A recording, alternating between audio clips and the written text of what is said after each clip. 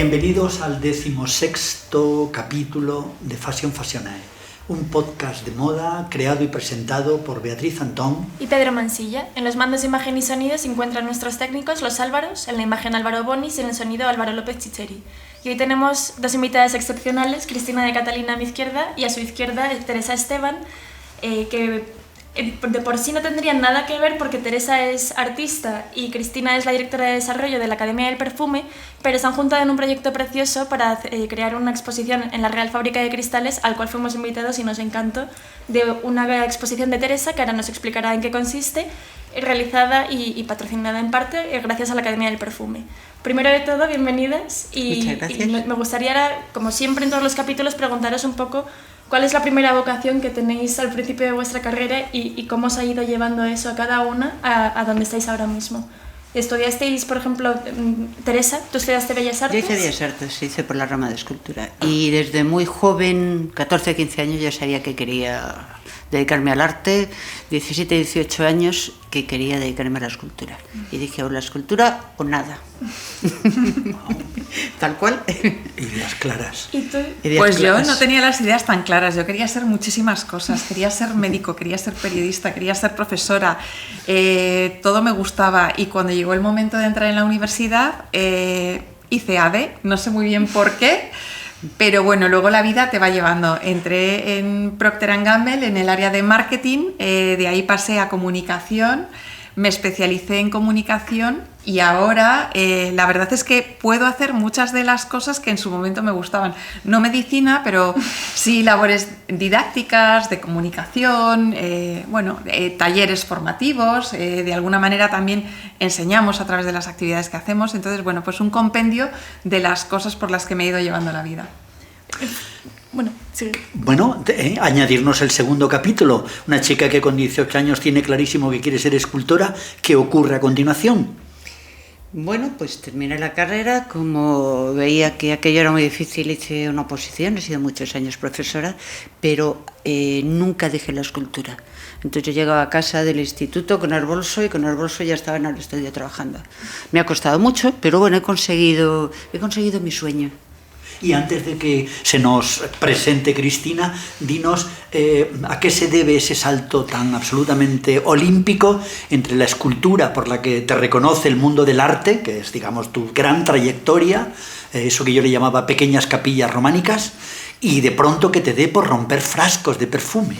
Bueno, mi zona de confort, la verdad es que cuando lo digo en la piedra, la madera, y yo con una motosierra en la mano o con una radial, la verdad es que soy muy feliz. Yo oigo el sonido de la radial y digo, este es mi sonido.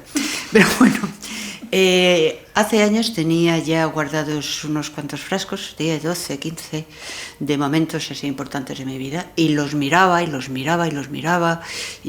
sabía que algún día haría algo con ellos. Hasta que llegó ese día, los relacioné con el pavés, vi lo de Chanel, ¿lo puedo decir? Tú di lo que quieras. Vi un frasco de Chanel que ponía Chanel número 5 y pensé, cabrón número 5, agua de veneno. Y ahí empecé. Empecé a trabajar con eso, estuve muchos meses haciendo cosas, rompiendo, tirando, hasta que ya más o menos cogí la técnica, pedí frascos a mucha gente, me metía en todas las perfumerías, en las perfumerías me echaban prácticamente y me decían que no me daban frascos vacíos, como si fuera a hacer vudú con ellos, pero bueno, pues al final me salí con la mía. O sea que esto yo creo que ha sido salirme con la mía. Y no sé qué te diría Cristina, pero lo que yo te dije es, uy, Teresa, eso va a crear un cisma en el mundo de la perfumería, especialmente en Chanel, que no te dejan ni siquiera que toques la silueta del Chanel número 5. De ninguna manera van a tolerar que tú cambies Cambon por cabrón. No lo he puesto, pero existe. Y existen otras maldades. Lo que pasa es que no las tengo yo guardadas. O sea, existe una serie de maldades guardadas. Porque este proyecto también tenía cierta dosis de maldad, de tragedia, de comedia. O sea, era un poco como toda la vida, ¿no? Sí, tenía cierta dosis de eso. Luego nada, más misterio no puede haber. Tenía cierta dosis de maldad. Cristina, tranquilízanos un poco. Bueno, son las propias vivencias de Teresa, ¿no? Que quería de alguna manera expresarlas así. Hay muchos contrastes, hay momentos muy bonitos, muy dulces, y hay otros momentos en los que se percibía, bueno, esa emoción y sufrimiento, ¿no? Traición. Sí. Entonces, es cierto que... La muerte está muy presente en este proyecto. Están presentes, yo creo que están las tres cosas que predominan en nuestras vidas, que mandan nuestras vidas. Yo siempre he pensado que son el sexo, el poder y la muerte. Y entonces aquí están presentes sexo, poder y muerte. Y volviendo un poco, porque este es el final de un proyecto muy bonito que es la Academia del Perfume, en el cual tú, Cristina, empiezas a trabajar hace 7 años como directora de desarrollo. Sí. ¿Qué labores llevas tú a cabo dentro de la Academia?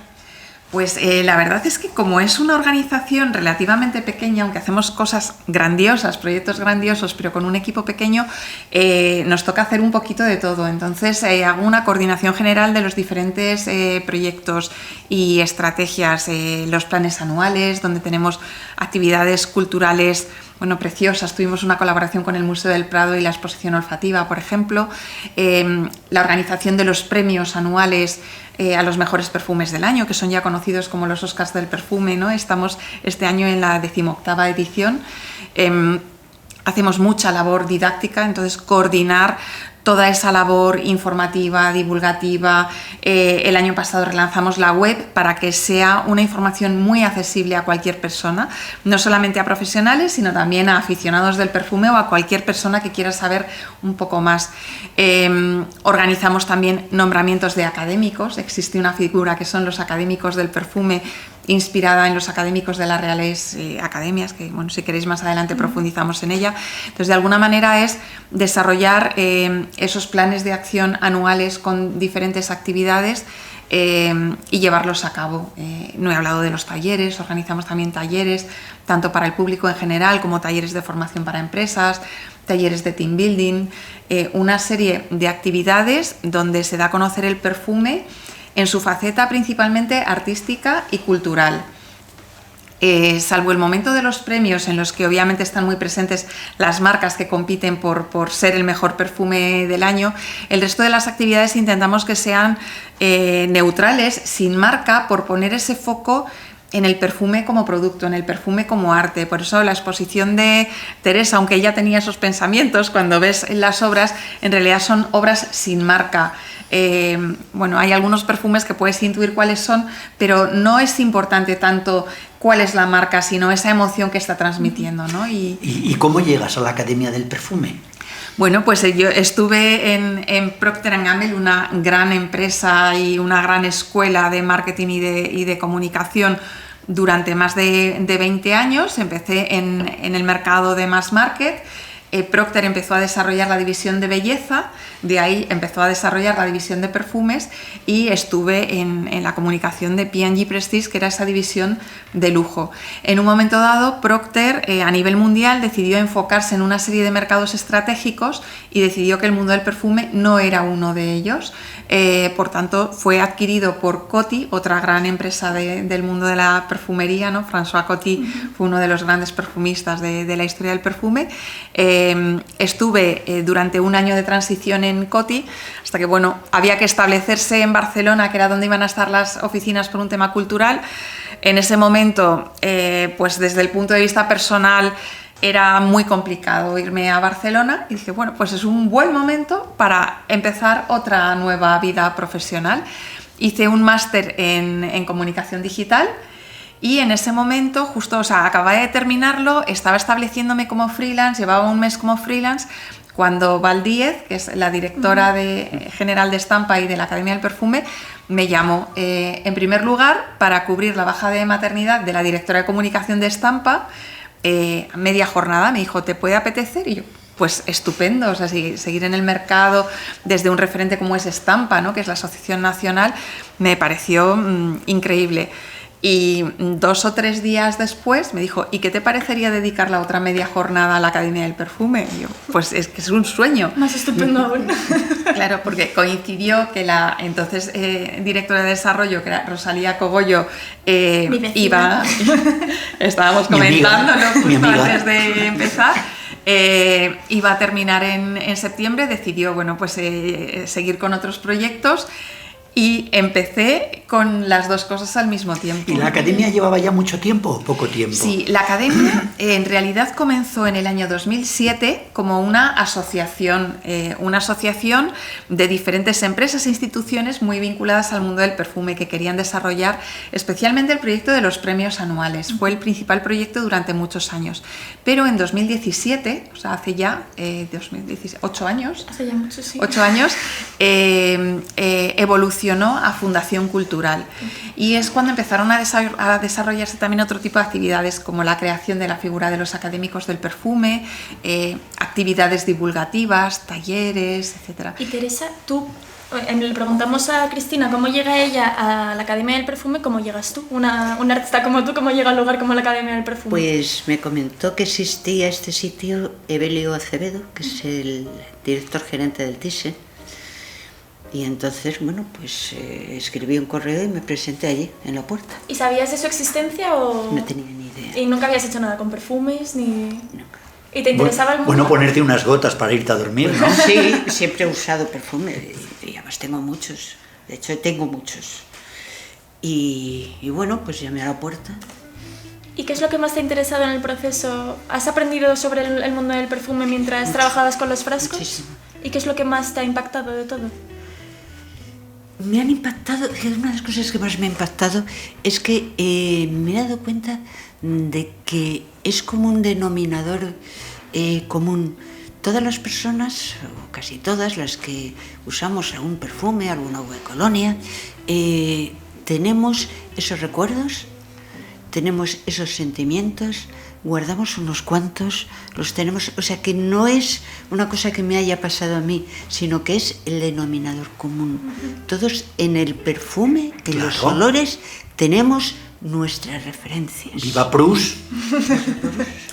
O sea, Y su magdalena. Claro. ha sido sorprendente ver que una, y su taza de té, claro que sí. que una de las referencias más importantes de las personas es el olfato. Sí. Pero más importante, por infancia. no decir la más importante.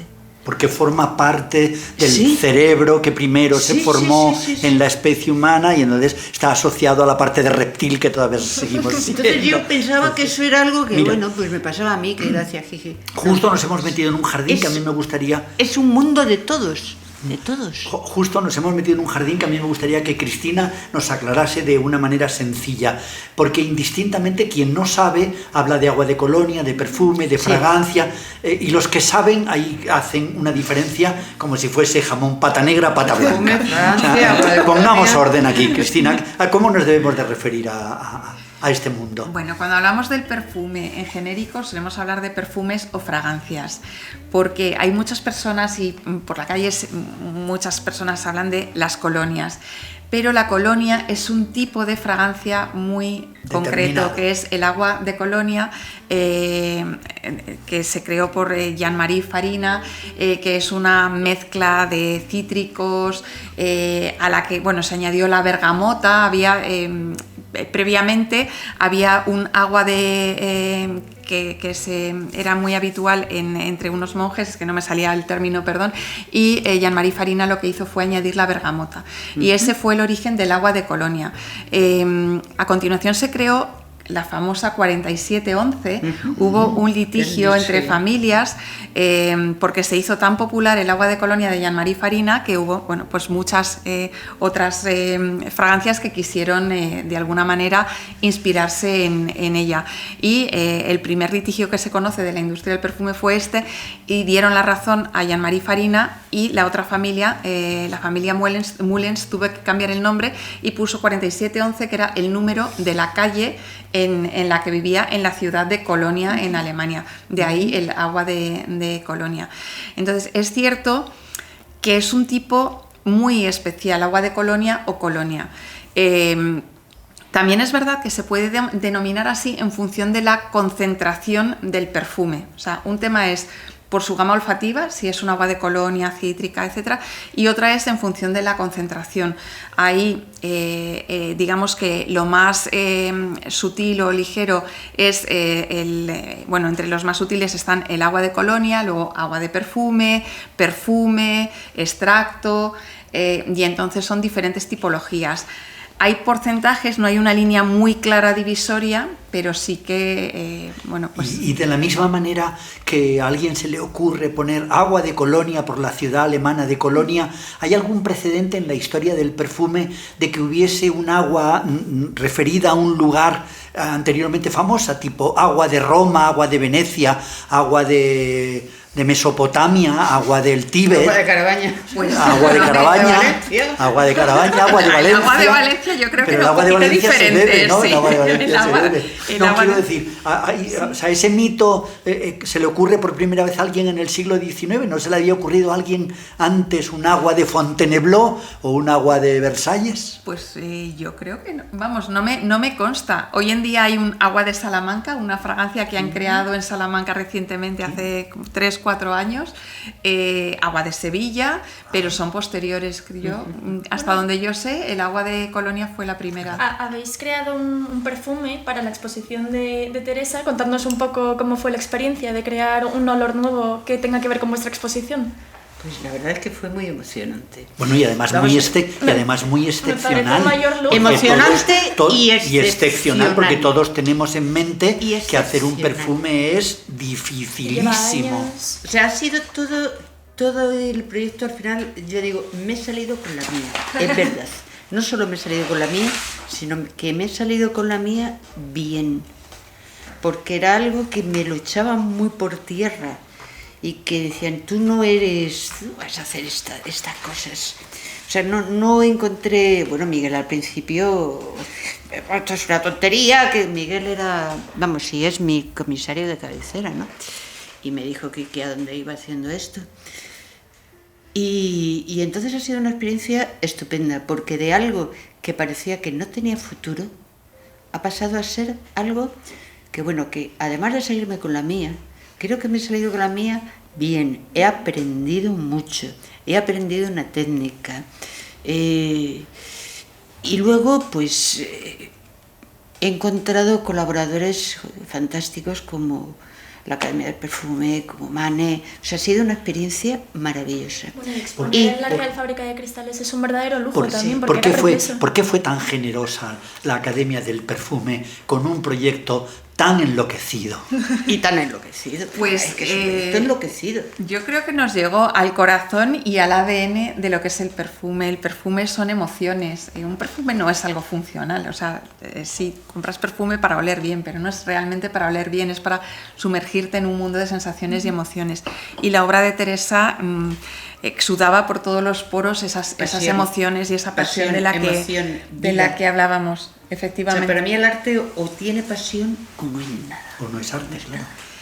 Entonces, yo recuerdo el dossier que mandó, claro, recibimos muchas propuestas, muchos temas, pero de verdad que nos llegó muy hondo, porque veía realmente en cada obra toda esa emoción. Decías, cuando un frasco de perfume termina, no se va del todo, queda ahí. O sea, más allá de que muchas personas coleccionan los frascos y siguen perdurando, muchos nos quedamos con el colín del perfume para no tener que tirarlo, ¿verdad?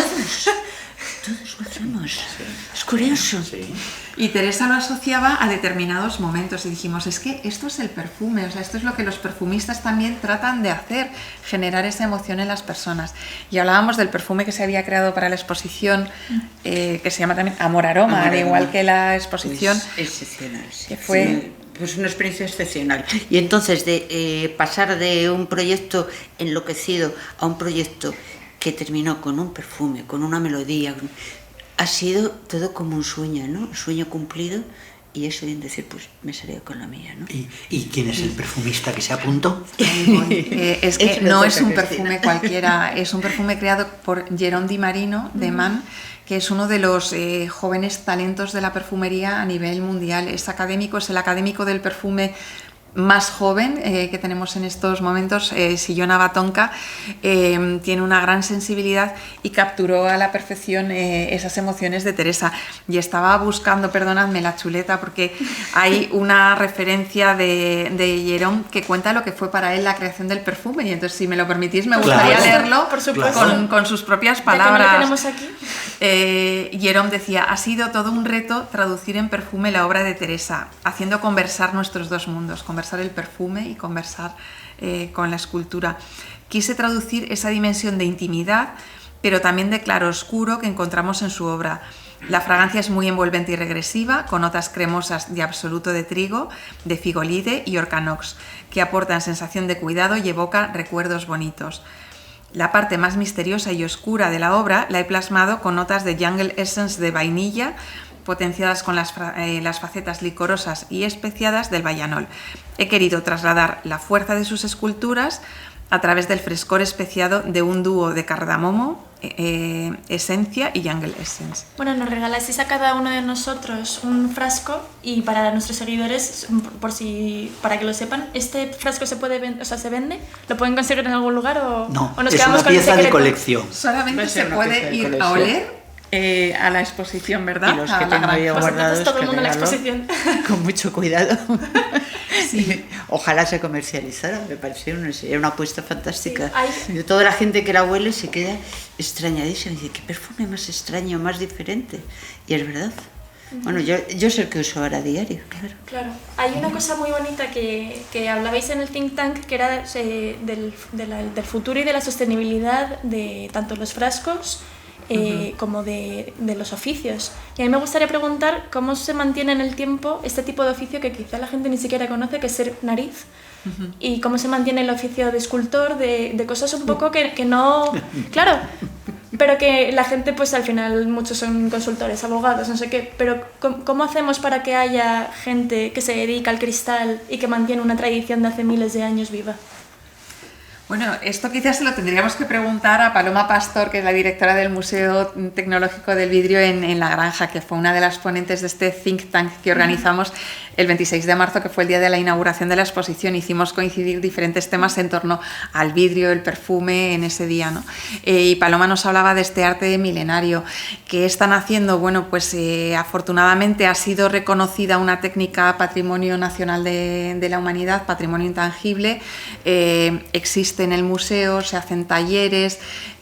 Nos sorprendió cuando hicimos también la visita al Museo Tecnológico que había gente joven. Los sopladores no eran solamente señores mayores. Recuerdo una mujer llena de tatuajes soplando, ¿no? Es de la que tengo el vídeo haciendo un vaso, sí. Entonces es fantástico que las jóvenes generaciones también lo hagan y sigan este oficio. En el caso de los perfumistas es una carrera con dedicación muchas veces al 100%. Se dice que hay menos maestros perfumistas en el mundo que astronautas, porque es una carrera muy larga, de gran intensidad, lleva mucho tiempo.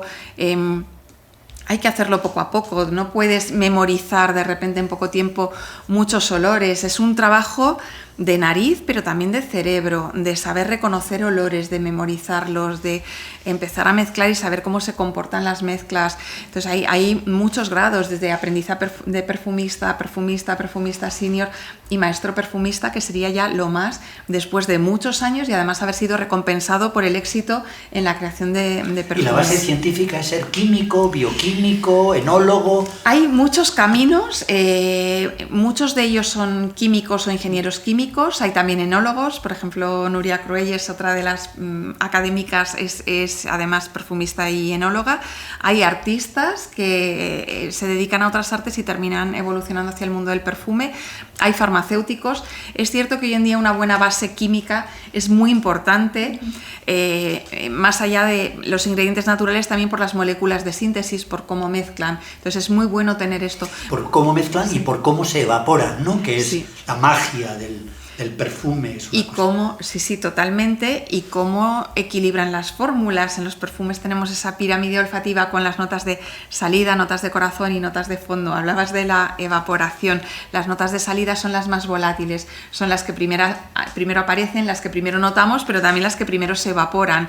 Entonces, si queremos tener, por ejemplo, un perfume cítrico, el perfumista tiene que saber cómo crear ese olor cítrico que perdure, por ejemplo, con maderas que recuerden al limón o a los cítricos, o con la bergamota, que de los cítricos, digamos, es el que puede combinar con las notas de corazón. Entonces es toda una técnica y tiene que ser una fórmula redonda. O sea, a veces vemos tutoriales en YouTube que parece que crear un perfume es mezclar, como hacer una receta de cocina, y es un poquito más complejo que todo eso. Te oigo explicarlo y me suena pues como a la creación de una obra de arte, ¿no? Que es realmente un poco el mismo proceso que seguiría Teresa, ¿no? Es para que una sea obra todo de arte. redondo. Si los de la cultura con K mayúscula nos lo permiten y no lo consideran una frivolidad, es que es una obra de arte. Es que es una obra de arte. Yo lo he comprendido incluso ahora. Si queréis, yo lo he inmaterial. comprendido al hacerlo, Lo es cuando lo he comprendido, que es una obra de arte.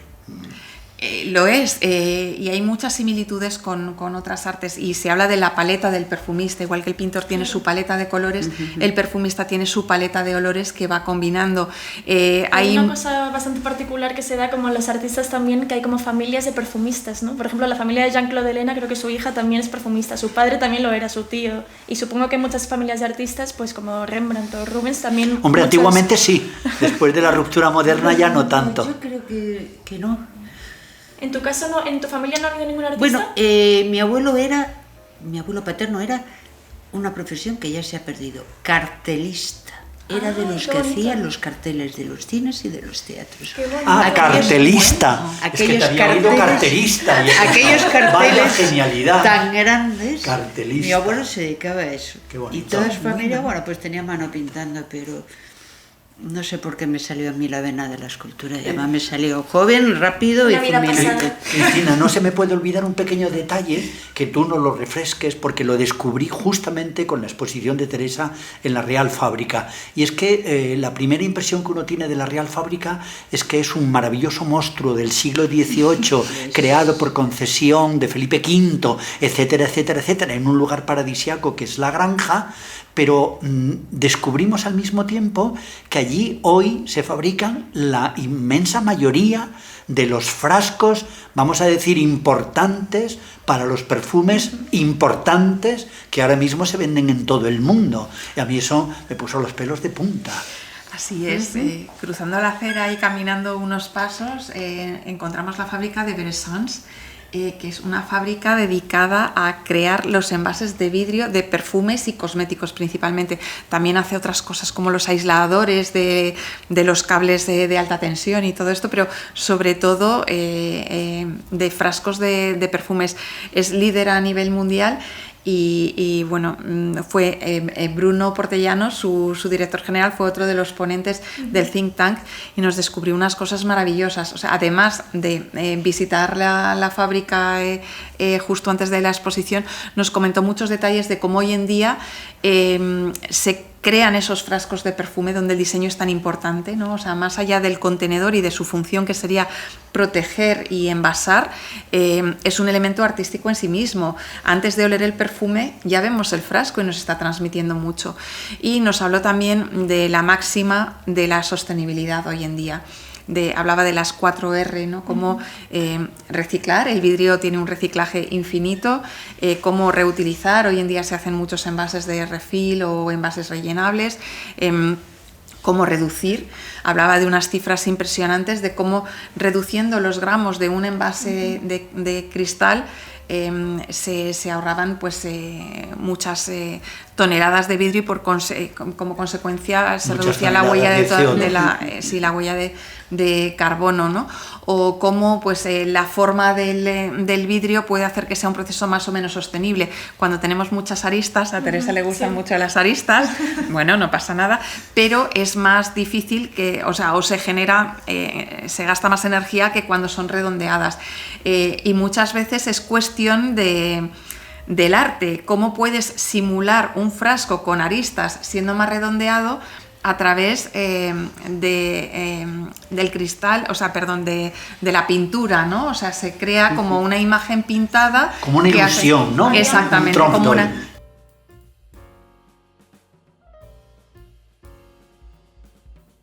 Había un dato muy interesante que era que el vidrio negro no es reciclable, entonces se lleva a cabo un proceso en el que se tinta de negro para que no contamine tanto.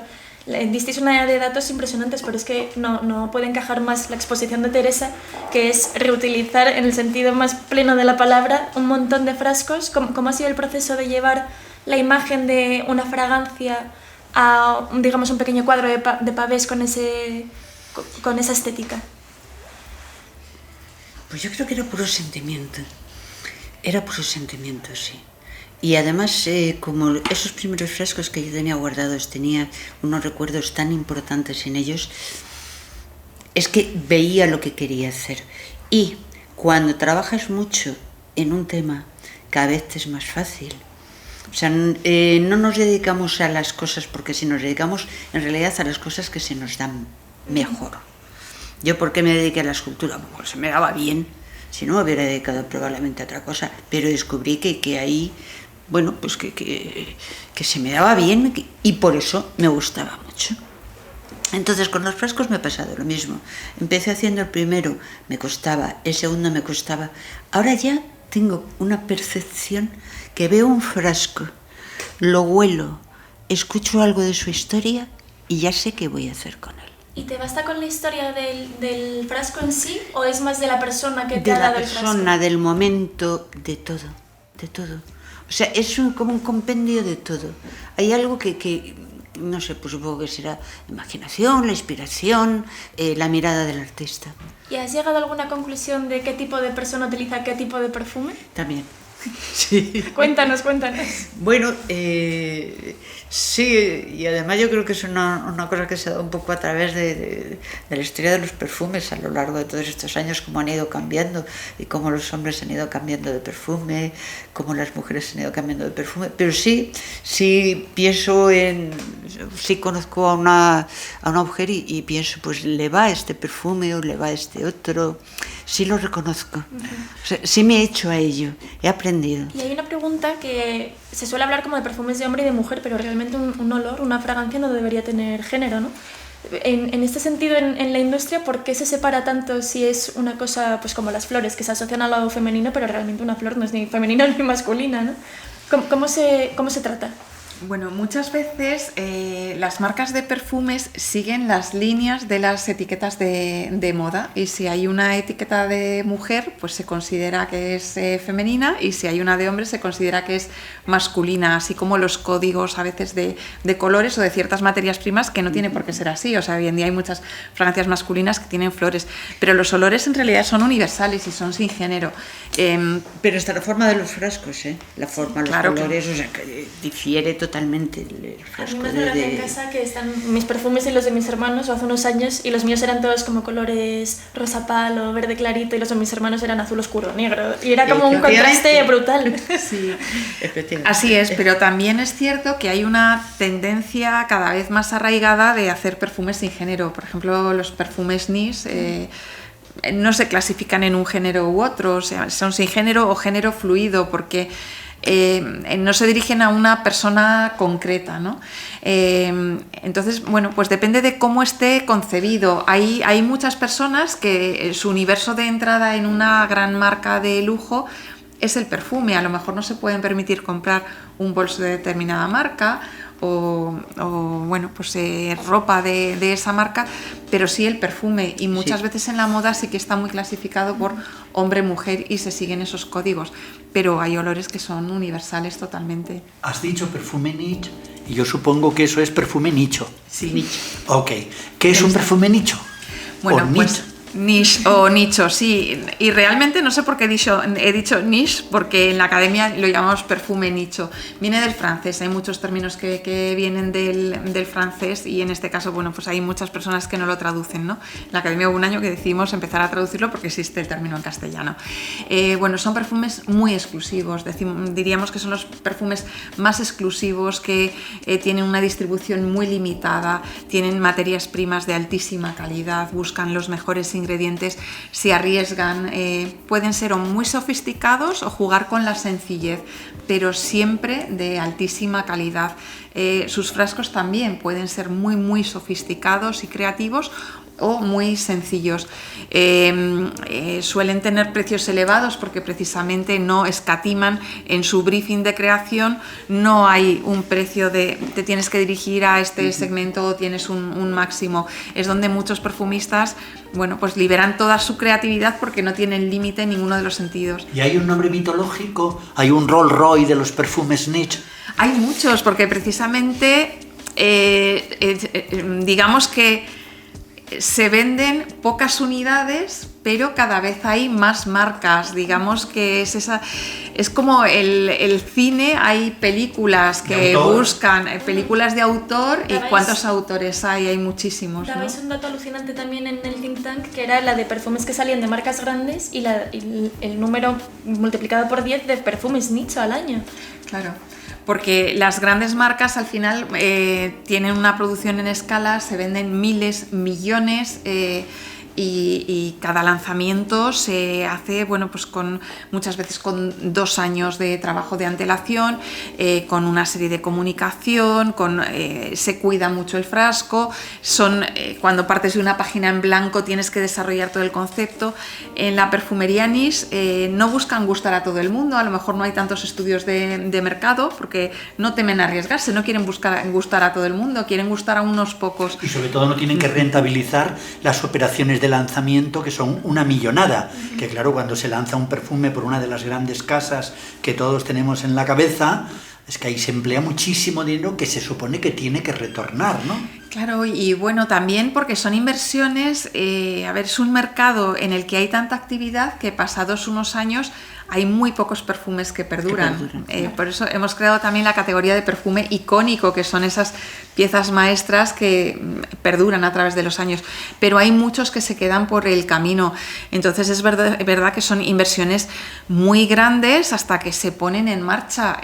Cuando un perfume gusta mucho y se convierte en un bestseller, o bueno, permitidme el anglicismo, pues a partir de ahí se crea un pilar y se crean diferentes declinaciones porque se sabe que ya ha sido un éxito y se crean determinadas variantes, ¿no? Y bueno, pues poner en marcha esas fábricas con todos esos miles de unidades y esa distribución en miles de perfumerías tiene unos costes. La perfumería nicho no escatima en el coste de cada producto, pero quizás pues en distribución, como son puntos más limitados, es un funcionamiento completamente diferente. Porque normalmente se venden en establecimientos diferentes. Sí. Hay perfumes nicho que a lo mejor solo tienen un punto de venta en el país, o muy pocos puntos de venta. A veces tienen una una tienda propia, pero no suelen estar en las perfumerías habituales, salvo que sean perfumerías especializadas en productos nicho y de autor. Y si no me dices tu Rolls Royce, si no me dices el Rolls Royce, ¿me dices el tuyo o está prohibido por ética profesional al pertenecer a la academia? Es que no es ética profesional, no es por ética, pero al final yo termino utilizando muchos perfumes diferentes en función de la ocasión y no puedo evitarlo, o sea, según el momento. Hicimos un estudio, el estudio Kantar para estampa, se llamaba El perfume y su vínculo con la persona, y uno de los datos era que el 70% de las personas alternan varios perfumes. O sea, lo de la fidelidad al perfume está quedando un poquito atrás. Yo soy bastante fiel al perfume. Yo soy un caso quizá excepcional porque desde hace muchísimos años sostengo la teoría de que me pongo el perfume dependiendo de la estación del año, dependiendo de la temperatura, dependiendo de cómo voy vestido. Yo hay perfumes que no puedo ponerme si no voy vestido de verde. Hoy me he puesto Savage porque lo asocio al blanco y azul, Sí. pero si hubiese venido vestido de negro no se me habría ocurrido. Y además yo lo argumentaba, es una invención pura, pero lo argumentaba apelando a la correspondance de Baudelaire, ¿no? Como diciendo, no, es que hay un ajuste científico entre un color y un olor. Bueno, y hay una sinestesia, es que hay perfumes que te llevan a determinados colores también. No todo el mundo lo percibe así, pero hay muchas personas que sí es así. Y se habla, y muchas veces en perfumería se habla también de colores, de notas verdes o notas cálidas, al igual que hay colores cálidos y fríos. Entonces es cierto que según la ocasión, a veces es que el cuerpo te pide unas cosas u otras, o cómo vas vestido, o cómo te sientes ese día, el día que estás exultante y el cuerpo te pide una cosa, o el día que estás muy tranquilo y quieres algo reposado, muy en tu área de confort, o bueno, pues para situaciones de seducción no es lo mismo un perfume que te puedes poner en un momento dado, cambia muchísimo. Porque el perfume es siempre afrodisíaco o no siempre. No siempre, o sea, puede llegar a ser, ¿no? Hay perfumes que calman el eros o no, o todos son sí, excitantes. bueno, hay perfumes que se asocian con la relajación, por ejemplo, la lavanda, ¿no? Desde hace siglos se asocia la lavanda con esa tranquilidad, ese relax. Hay muchas personas que lo utilizan antes de ir a dormir, y hay otros que son adictivos y hay otros, bueno, pues que exaltan los sentidos, ¿no? No diré que tienen feromonas, porque lo de las feromonas es un poquito un mito, ¿no? Las feromonas se necesita una zona del cerebro que los animales sí que la tienen y sí que la pueden procesar, no me salía el término procesar, pero el cerebro humano no es capaz de procesarlo, entonces no funcionan de la misma manera. Pero supongo que os pasará, o sea, que hay perfumes y hay olores que realmente sí que te llevan a estados... Hay una pregunta que yo quiero que respondáis las dos, porque hace un poquito estabas hablando de perfumes icónicos y de fragancias icónicas. Y yo quiero preguntarle a Teresa si durante todo el proceso de recoger un montón de botes de perfumes de amigos, familiares, etcétera, ¿has visto que se repite un perfume muchas veces? Si para ti habría alguno que se puede saber que son superventas. Y también a ti, Cristina, preguntarte luego cuáles son los icónicos que han permanecido en el tiempo. Perfectamente. O sea, de algunas marcas pues tenía muchísimos, de otros pues muy pocos. Y hablando antes de qué perfume nos ponemos, para mí una de las grandes dificultades es cuando me voy de viaje, ¿cuál me llevo? Es como qué libro me llevo, qué perfume me llevo, porque yo suelo tener siempre 7 u 8. Si respondiésemos con la teoría de la ropa, si fuese lo mismo el perfume que la ropa, dice Umberto Eco que nos vestimos con la persona más importante con la que nos vamos a encontrar ese día, con lo cual se supone que tú también meterías en la maleta el perfume de esa persona a la que... Yo suelo llevar siempre, curiosamente, el mismo, cuando me voy de viaje. El Chanel número 5. Ah, y te querías enemistar con esa gran casa. Pues es el que me suelo llevar, fíjate. Qué graciosa. Como Marilyn Monroe, otra rubia. ¿Y qué marcas eran las que más se repetían de todos los perfumes que recogías? No sé si conviene que diga eso. Por ejemplo, sí, Jo Malone, no sé cómo se pronuncia. Jo Malone. Sí, Jo Malone. ¿En hombre o mujer? En hombre y en mujer. Anda. Gucci también mucho. Hay una marca que es de... Bueno, pues en general es de cosmética. Pero es que no me acuerdo del nombre. Elizabeth Arden. Elizabeth Arden, por ejemplo, se repite muchísimo. ¿Y Carolina Herrera también se repite? Sí. A mí es que Carolina Herrera no me gusta ni su ropa. Es verdad. ¿Qué vamos a hacer? Muy pomposa, muy pesada, ni sus perfumes bueno, cada uno al corresponden final... a su ropa. Claro, al final las casas crean perfumes que tengan que ver con su estética, ¿no? Pero sí, Carolina Herrera bastante. Pero yo creo que el que más he encontrado de Jo Malone, hay, por supuesto, los de Paco Rabanne, muchísimos. Claro. Menos mal que te gusta Paco Rabanne. Pues también tenía una canallada Paco Rabanne, pero yo sé por qué lo digo. Cristina, antes ha habido una pregunta que yo te he hecho que me gustaría que terminases de contestarme, si es posible. También interviene la ética. En esa fábrica que hay en la granja donde fabricamos los frascos de los mejores perfumes del mundo, ¿se puede decir que ahí se fabrican frascos de Chanel, frascos de Hermès, frascos de Carolina Herrera? ¿Se puede? Frascos de Loewe. A ver, hace todo. poco... Es alucinante. Sí, muchísimas grandes marcas, pero además se fabrican a nivel mundial. Entonces, de ahí, de la granja, salen muchos de los frascos de perfumes de estas grandes marcas que luego se van a utilizar en muchos países por todo el mundo.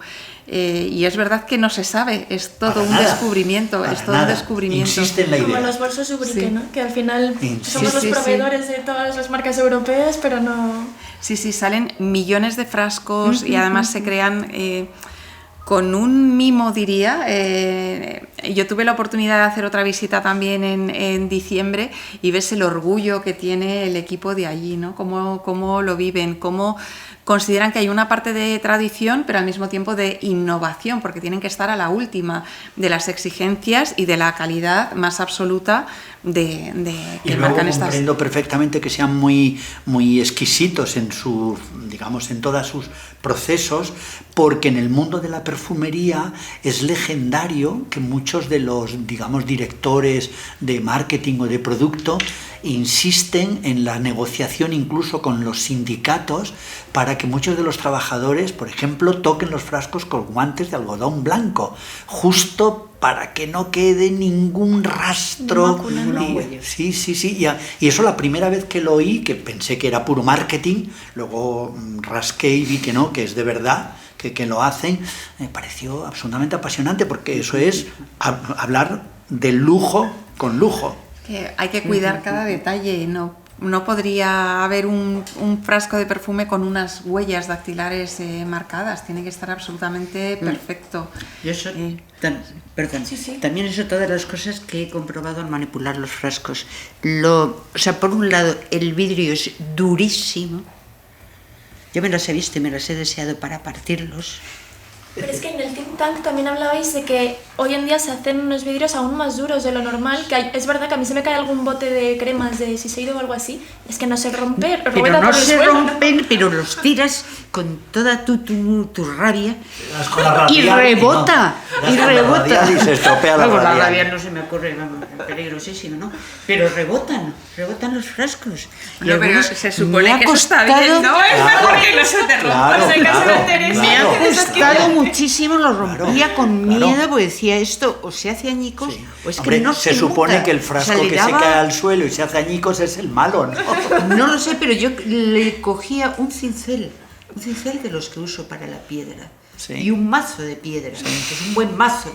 Pam. Cogía, le daba con el cincel, como si nada. Ni se inmutaba. nada, y Se se inmutaba. inmutaba. Buah. Y a mí eso me resultaba... Volviendo, perdona, antes de que se nos pase la pregunta, volviendo a los perfumes icónicos y superventas, ¿cuáles han permanecido a lo largo del tiempo? Bueno, hay muchos. Me resulta difícil hablar de muchos porque, si me permites, me voy a quedar con dos que han traspasado la barrera de los 100 años. Chanel número 5, obviamente, y estaba pensando en Shalimar de Guerlain, que este año cumple 150 años. Y el mismo 26 de marzo, día que estábamos en la granja, hubo una jornada súper interesante en la Facultad de Zaragoza, impulsada por Fermín Castillo, un profesor de allí, que reunió a diferentes expertos y organizó unas charlas interesantísimas, hubo también una cata olfativa y habló de todo lo que supuso Shalimar en su momento, no solo a nivel olfativo, sino también su diseño, que tenía ese frasco con forma de ánfora que trataba de reproducir que en realidad era una historia de amor, los jardines del Taj Mahal de la India, ¿no? Entonces, si me permites, me quedo con esos dos, porque si no tendríamos que hacer una lista mucho Y más que larga. además estaban hechos con cristal de Baccarat o con cristal de Lalique. Sí. Era toda, bueno, Es que realmente el frasco de un perfume dice muchísimo y hay asociaciones de coleccionistas de frascos de perfume. Hay ediciones limitadas de perfumes de verano, por ejemplo, Escada es una de las marcas que hace esa edición limitada de verano, fue una de las precursoras, y hay personas que coleccionan cada año y ya llevan más de 20 o 30. Sí. Has establecido una línea de corte en lo de los perfumes que han sobrepasado los 100 años, pero hay también esa línea de corte como si los perfumes fuesen discos y de pronto hay un baremo para medir el perfume que ha vendido 100 millones de unidades o 200 o 500. Hay no también tanto, en la perfumería sí. Hay también ese reto de decir número 1 de ventas, sí, número 1 de ventas sí. Sí, bueno, está los shares, o sea, por los que compiten todas las empresas, que además es un mercado tan fragmentado que se habla de décimas. O sea, a lo mejor con un 2% o 3% de share ya eres el líder del mercado, que en otras categorías necesitas un 20, un 30, o sea, es un mercado muy, muy fragmentado. En unidades no tanto porque no hay un índice que se publique como los discos, ¿no? Pero sí cada vez se ve más, cuando un perfume se vende mucho, de cada minuto se venden tantos frascos en el mundo, ¿no? Que es un índice de ese éxito. Y en cuanto a años, he hablado de perfumes centenarios, pero en la Academia del Perfume, cuando describimos esa categoría de icónico, consideramos que 15 años, un perfume que ha perdurado más allá de 15 años y que hoy en día sigue siendo vigente, es un perfume icónico. ¿Recuerdas el último que lo consiguió? A ver, el año pasado necesito un momento para recordar, porque ahora mismo tengo tanta información y han sido tantos años que no, ahora mismo no recuerdo. Estamos justamente con la votación de los perfumes icónicos de esta edición de 2025, que la hace un jurado muy especial, que es el jurado de los académicos del perfume, de los que os hablaba antes, y están ahora mismo emitiendo sus votaciones, y a finales de mayo tendremos esa jornada de deliberación para ver quiénes se erigen en el podium, ¿no? Hay una pregunta que os tenemos que hacer a las dos, y es ¿cuáles son vuestros perfumes fetiche y por qué? ¿Cuáles vais cambiando de un día para otro según cómo os vestís, cómo os sentís y por qué, claro? Uf, qué complicado. Bueno, ya sabemos que Chanel número 5 es tu perfume de los viajes. Sí, es de los viajes, efectivamente. Me gustan también de Bulgari. Bulgari también es otra marca que me gusta. Perfumes luego sencillos, tipo Elizabeth Arden. Tiene perfumes muy sencillos, muy agradables, muy veraniegos. Me gustan también, bueno, pues los cítricos. De Guerlain también los uso bastante, sobre todo ahora que han sacado esta nueva gama, que son todos florales, los de la abeja. Eso también es un perfume que uso bastante.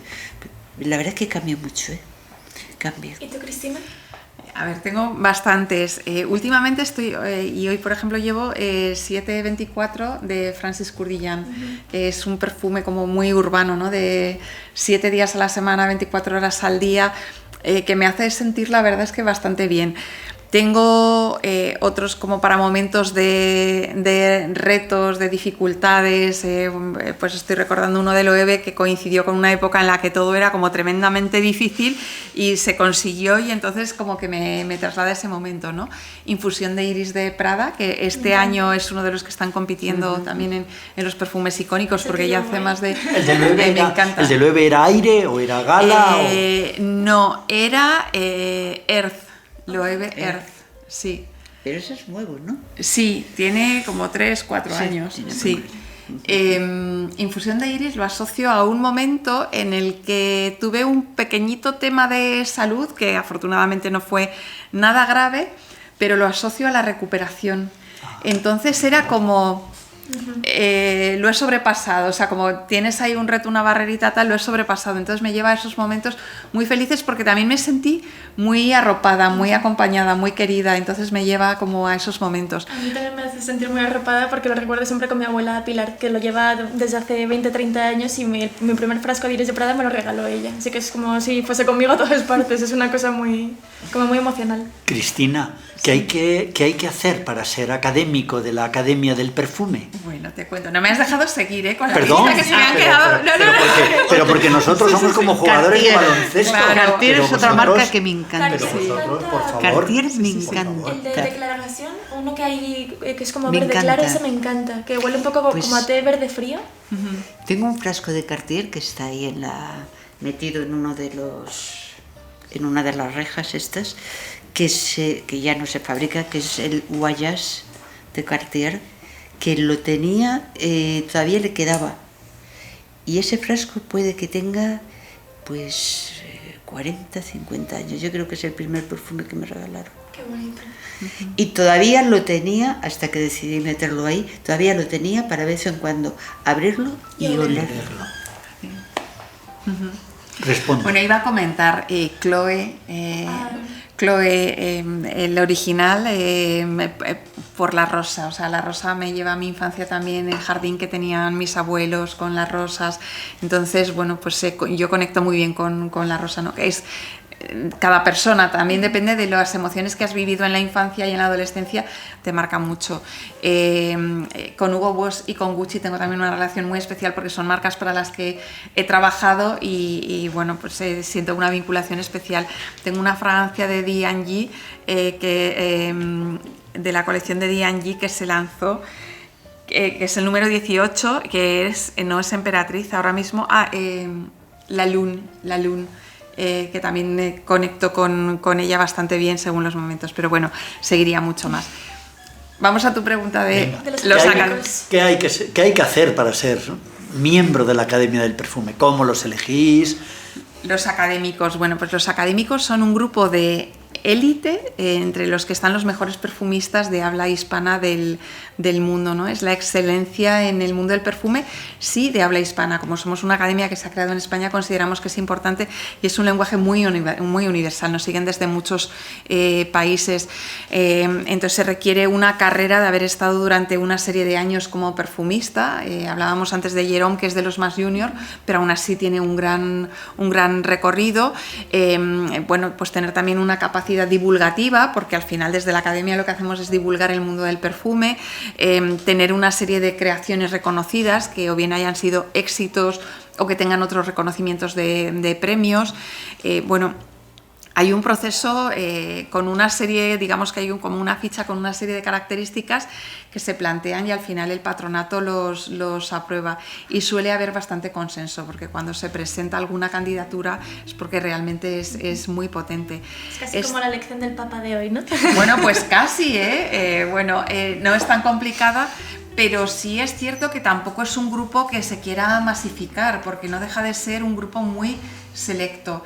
Es un grupo también, hay tres tipos de académicos: los académicos de número, que son los perfumistas o maestros perfumistas. Académicos de mérito son otros profesionales que sin ser perfumistas tienen algún tipo de vinculación con el mundo del perfume y a lo largo de su trabajo han ayudado a enaltecer este universo. Pues hay una neurocientífica, la doctora López Mascaraque del CSIC, que es una de las grandes expertas en olfato. Está la doctora Benvibre, que es experta en patrimonio olfativo y que estuvo hace unos días en la Exposición Universal de Osaka hablando del patrimonio olfativo y llevando el cistus, que es una materia prima muy española. Hay expertas de moda como Lola Gavarrón, Charo Izquierdo. Está Dominique Roch, que es, yo lo llamo como el Indiana Jones de las esencias, es un buscador de esencias que va por todo el mundo buscando las mejores materias primas. Está Ramón Freisa, que es uno de los primeros académicos de mérito, chef. El mundo de la gastronomía está íntimamente relacionado y son solamente algunos de los ejemplos. Y hay también académicos honoríficos. Digamos que el core son los perfumistas, pero es verdad que hay otras profesiones que ayudan muchísimo a conectar, ¿no? Diferentes disciplinas. ¿Tenéis algún enólogo? Sí, que además es perfumista, Nuria Cruelles. Nuria Cruelles es además enóloga, que es la perfumista de Loewe. Pues sí, es un mundo que también conecta muchísimo. Parece que no, pero llevamos una hora de programa y a mí me gustaría haceros, para cerrar un poco, la última pregunta, que es... La penúltima. La penúltima, mi última pregunta. ¿Cuál es la experiencia más bonita que habéis tenido gracias al perfume?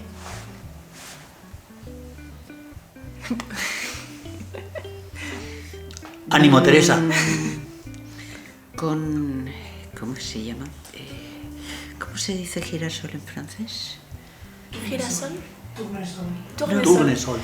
No, Sí, es técnico de un imágenes. perfume... Un experto. Es un perfume de Elizabeth Arden. No, no es ese, es... Que es un girasol, tiene el dibujo de un girasol naranja. ¿Cómo se llama? Sunflower. Sunflower. En inglés. Sunflower. ¿Y por qué es tu recuerdo más bonito? Lo compré, o me lo compró mi marido un verano. Es un perfume, bueno, pues barato, sencillo. Y lo recuerdo siempre con los veranos, con el olor del trigo, con el olor del campo, con el olor de la hierba.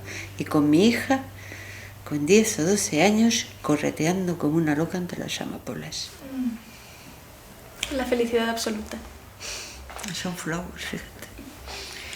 Y yo me voy a ir a un momento no tan personal de perfume, sino relacionado con la profesión, pero es que fue tan emocionante, que es el nombramiento de académicos del perfume.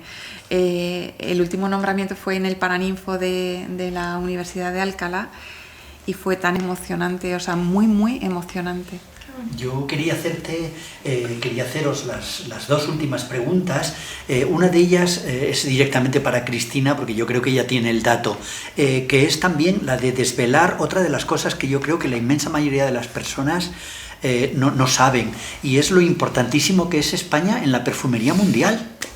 Otra de las cosas. O sea, que parece que somos como el último mono del mundo y resulta que en perfumería somos la bomba. Somos el segundo exportador mundial de perfumes, tan solo por detrás de Francia.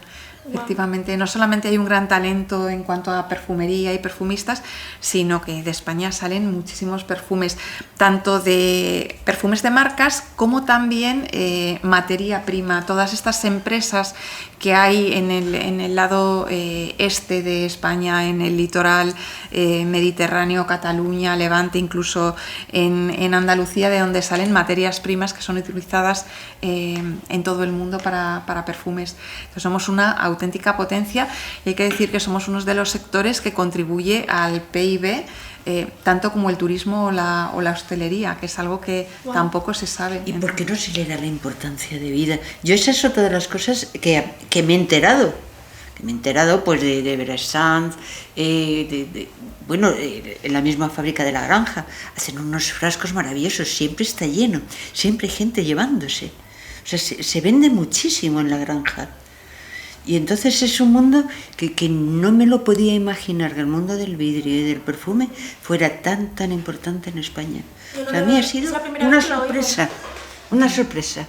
Tú vas a La Granja, a la fábrica de vidrio, un día entre semana, y está lleno de gente comprando frascos, y no son baratos. ¡Qué maravilla! Penúltima pregunta. ¿Hay una persona de la que nos hemos olvidado hasta ahora y deberíamos de mencionar su nombre? Bueno, a mí me gustaría mencionar y agradecer a Juan Pedro Abeniacar, presidente de la Academia del Perfume, que es toda una institución en el mundo de la perfumería y que ejerce una gran labor, y por supuesto Valdíez, que es directora ejecutiva de la Academia del Perfume y de Estampa, la Asociación Nacional de Perfumería y Cosmética, que ha confiado en mí para toda esta labor que desempeñamos, y que, bueno, pues con su entusiasmo y con su pasión hacemos magia. Como os decía, somos un equipo reducido pero muy grande en pasión, y que cada año, cuando echamos la vista atrás de todo lo que hemos realizado, la verdad es que es muy satisfactorio, y es gracias a esa fuerza, a ese empuje, y bueno, yo agradezco esa confianza que han depositado en mí.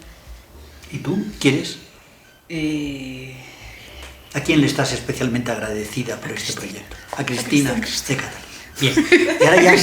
Bueno, y por supuesto a mi equipo. O sea, no puedo nombrar a todas y cada una de las personas, pero el equipo es pequeñito, pero es maravilloso. Lo normal es que yo tengo bastante cara dura. Es que no me queda más remedio.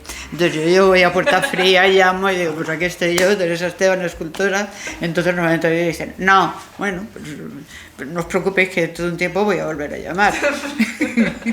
Y aquí no me cerraron la puerta en ningún momento. Todo lo contrario. Yo me quedé sorprendida, porque yo estoy acostumbrada a que lo primero es no. Y yo soy terca y digo, sí, no, tú no te preocupes que en unos años nos vamos a volver a encontrar. Y es verdad, pero en este caso no me dijeron que no. Todo lo contrario, y además me trataron estupendamente y yo no estoy acostumbrada a eso. La última de verdad, y esta es un poco trampa, pero porque tenemos que poner una despedida un poco de misterio. Hoy es un día muy especial en el mundo, no porque hayáis venido a nuestro podcast, que también, sino porque se acaba de elegir al sumo pontífice. Y yo quería preguntaros a los dos, como una pequeña pregunta inconsciente, ¿a qué huele el Vaticano? A incienso. Obviamente. A incienso. A mirra, quizá. A mirra, a ámbar, un olor ambarado, a tradición, pero sí a incienso y mirra, dos de los regalos que llevaron los Reyes Magos al Niño Jesús. ¿Hay algún perfume mundial que contenga esas dos, especialmente esos dos elementos? Y vamos, no sé decirte, pero seguro que sí. Compramos. Seguro que sí. Yo sé que hay uno de Loewe, que me parece que es número 7, no sé si por la tauromaquia, que huele a incienso, siguiendo un poco la tradición de Conde Garçon, que es quien puso de moda oler a incienso, ¿no?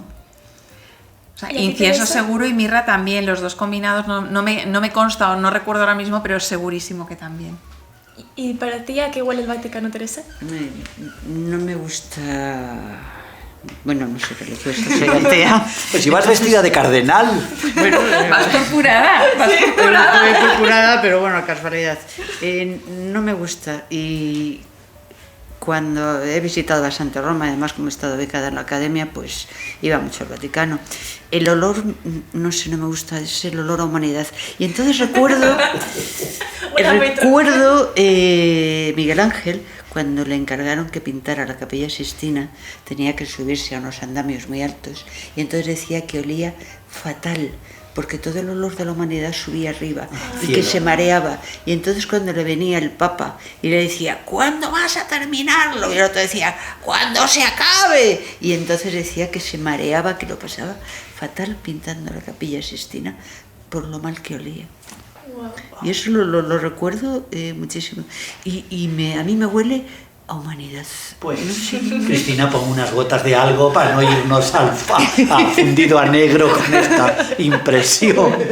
Pues ¿Tú qué pondrías aquí? ¿Unas gotas de qué pondrías tú para decirle adiós? Bueno, unas gotas de agua de colonia refrescantes para compensar, para refrescar, para energizar, sí. Y para alegrarnos también, ¿no? Genial. Bueno, muchísimas gracias a las dos por este ratito y esta charla que ha sido súper interesante. Y a nuestros seguidores, recomendaros que visitéis la página web de la Academia del Perfume, que busquéis la obra de Teresa Esteban, tanto la de la Real Fábrica de Cristales como su obra anterior, que hace, como dice Pedro, unos pequeños cubos románicos fantásticos. Y desearos a todos una buena y elegante semana. Hasta la siguiente. Adiós. Adiós. Y muchas gracias.